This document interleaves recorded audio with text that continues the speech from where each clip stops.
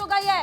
शुभेंदु अधिकारी के साथ रेस में 5 और नाम शामिल है। आपको बता दें कि समीक भट्टाचार्य और दिलीप घोष का नाम भी चल रहा है। जी हाँ, समीक भट्टाचार्य जो कि बंगाल बीजेपी के प्रदेश अध्यक्ष है, उनका नाम भी आगे चल रहा है। केंद्रीय मंत्री सुकांत मजुमदार का रेस में नाम सामने आया है। अग्निमित्रा पॉल और रूपा गांगुली का नाम भी शामिल है। तो बंगाल का मुख्यमंत्री कौन होगा, इसे लेकर कवायद तेज हो गई है, इसे लेकर बैठक बुलाई गई है। और आपको बता दें कि इसी बीच शुभेंदु अधिकारी के साथ 5 और लोगों के नाम रेस में शामिल है।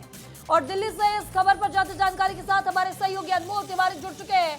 अनमोल, यहाँ पर बंगाल में बीजेपी ने बहुमत हासिल कर ली है और अब अगला मुख्यमंत्री कौन होगा बंगाल को, इससे लेकर हलचल भी तेज है। शुभेंदु अधिकारी के साथ 5 नए नाम सामने आ रहे हैं।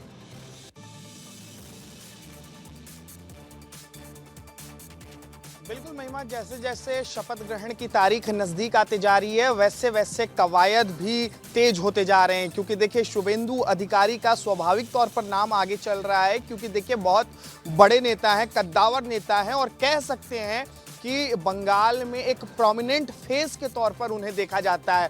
उनके फेस पर भी जो है बंगाल में बीजेपी को वोट मिला है, तो इस वजह से उनका नाम सबसे आगे चल रहा है। इसको लेकर फिलहाल मंथन किया जा रहा है। बीजेपी हेडक्वार्टर में ही इस वक्त मैं मौजूद हूँ। थोड़ी आपको तस्वीर दिखा देता हूँ, क्योंकि बीजेपी के जो राष्ट्रीय अध्यक्ष नितिन नवीन है वो इस वक्त बीजेपी हेडक्वार्टर में मौजूद हैं और यहाँ पर नेताओं के साथ बैठक चल रही है। यहाँ पर जो है मंथन किया जा रहा है। आगामी दिनों में शपथ ग्रहण होना है और किस तरीके से बीजेपी की सरकार होगी, क्या स्वरूप होगा, किस तरीके से कैबिनेट में नेताओं को शामिल किया जाएगा, इन तमाम पहलुओं पर देखिए चर्चा की जा रही है। इतना ही नहीं, चूंकि प्रचंड जीत बीजेपी को मिली है, इस वजह से दूसरे राज्यों से भी नेता पहुंच रहे हैं उन्हें बधाई देने के लिए। अभी कुछ देर पहले ही जो है छत्तीसगढ़ के शिक्षा मंत्री गजेंद्र यादव और महिला एवं बाल विकास मंत्री लक्ष्मी राजवाड़े यहाँ पर पहुंची थी। उन्होंने भी नितिन नवीन से मुलाकात की है, क्योंकि ये वो नेता हैं जो जमीनी स्तर पर जाकर बंगाल में काम कर रहे थे। लेकिन अब बारी है शपथ ग्रहण की और शपथ ग्रहण को लेकर तैयारी तेज हो गई है।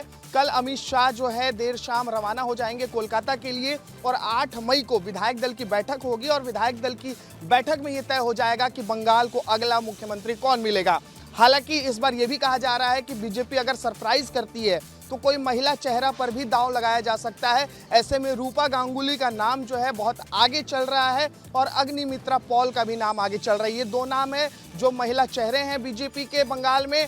इसके अलावा जो वहाँ बीजेपी के प्रदेश अध्यक्ष हैं समीक भट्टाचार्य, उनका भी नाम आगे चल रहा है, क्योंकि उन्हीं के नेतृत्व में इस बार पश्चिम बंगाल में चुनावी जीत मिली है। ऐसे में उनके अनुभव को भी बीजेपी देख सकती है।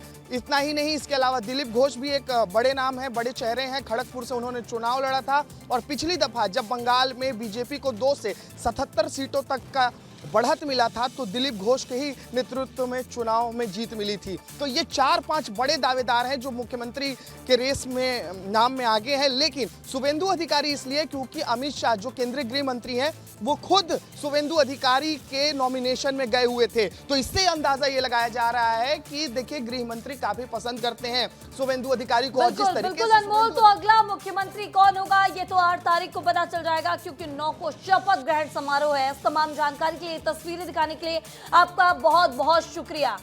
तो पश्चिम बंगाल में लगातार जो यहाँ पर नाम है इसकी चर्चाएं तेज है कि आखिर अगला मुख्यमंत्री कौन होगा। और आपको ये भी बता देते हैं कि जिन जिन का नाम सामने आया है उन्होंने बंगाल चुनाव में अपनी कितनी भूमिका निभाई। तो पश्चिम बंगाल में प्रचंड जीत हासिल करने के बाद बीजेपी ने नए मुख्यमंत्री की शपथ ग्रहण की तारीख तय कर दी है।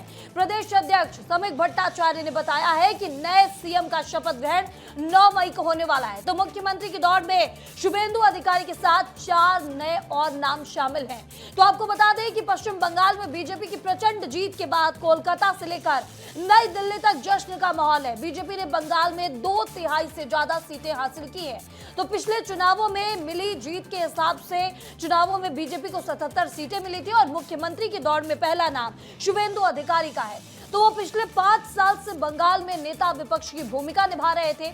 उन्होंने इस चुनाव में मौजूदा मुख्यमंत्री ममता बनर्जी को उनकी सीट भवानीपुर से शिकस्त दे दी है। ऐसे में शुभेंदु अधिकारी का नाम सीएम के लिए सबसे आगे माना जा रहा है। लेकिन अन्य राज्यों के रिकॉर्ड देखे जाए तो बीजेपी के सीएम के नाम को लेकर हमेशा चौंकाती नजर आई है। इस फहरिस्त में 5 और नए नाम शामिल है। चर्चा की आपको बता दें कि बीजेपी ममता बनर्जी के जवाब में किसी महिला को भी सीएम बनाने का फैसला ले सकती है। तो सीएम की रेस में पहला नाम शुभेंदु अधिकारी का है, जो प्रबल दावेदार माने जाते हैं। शुभेंदु अधिकारी का नाम सीएम की रेस में सबसे आगे है। बंगाल में नेता प्रतिपक्ष रहे शुभेंदु अधिकारी पर समय यहां पर ममता बनर्जी के सबसे करीबी रहे। वही बीजेपी संगठन और कार्यकर्ताओं में अच्छी पकड़ मानी जाती है। 2021 में नंदीग्राम और 2026 में भवानीपुर से ममता बनर्जी को हराया। ममता बनर्जी को सीएम रहते हराकर अपनी जमीनी पकड़ बताई थी। और वही बता दें कि सीएम की रेस में दूसरा नाम दिलीप घोष का है। इनका दावा क्यों मजबूत माना जा रहा है वो भी समझ लेते हैं। दिलीप घोष को बंगाल में बीजेपी की जड़ें मजबूत करने वाला नेता माना जाता है। दिलीप घोष ने बंगाल बीजेपी अध्यक्ष रहते पहली बार 2021 में बीजेपी बंगाल के मुख्य विपक्षी दल बनी थी। और बता दें कि दिलीप घोष आरएसएस के करीबी माने जाते हैं। घोष के नेतृत्व में ही बीजेपी ने 2019 के लोकसभा चुनाव में 18 सीटें जीतकर इतिहास रचा था। वहीं सीएम की रेस में तीसरा बड़ा नाम बंगाल बीजेपी अध्यक्ष समिक भट्टाचार्य का है। समिक की दावेदारी की वजह जान लेते हैं। जी हां, समिक भट्टाचार्य वर्तमान में बंगाल के बीजेपी अध्यक्ष हैं। उनके नेतृत्व में इस बार बीजेपी ने ऐतिहासिक विजय हासिल की और समिक भट्टाचार्य को कुशल रणनीतिकार, मृदुभाषी और प्रखर वक्ता माना जाता है।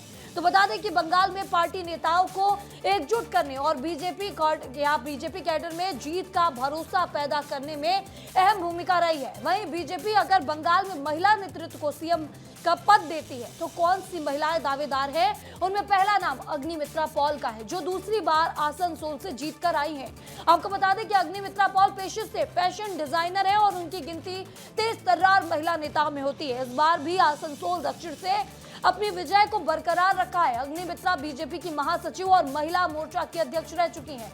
2021 के विधानसभा चुनाव में साइनी घोष को उन्होंने हराया था।